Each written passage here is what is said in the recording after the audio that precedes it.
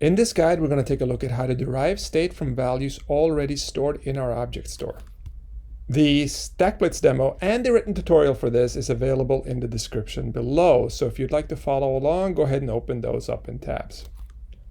The scenario that we're going to be using to illustrate this is that we have a user stored in our object store, and we also want to know when that user is authenticated, and that is an observable of type Boolean.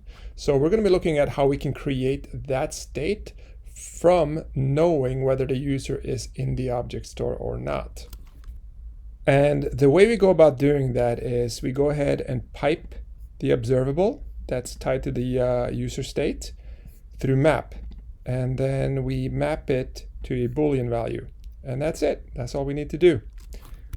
So to demonstrate this, we will go ahead and update the user state in our object store. And initially, we'll set the user to Harry. And that's a non-null value, so it should log true for that. And then when we set it back to null, it will log false. So we have our app window open here, and we will go ahead and hit refresh.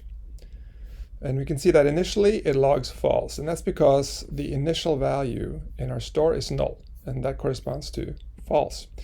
And when we update the user using an object store put to Harry, it logs true. And then when we set it to null again, it logs false.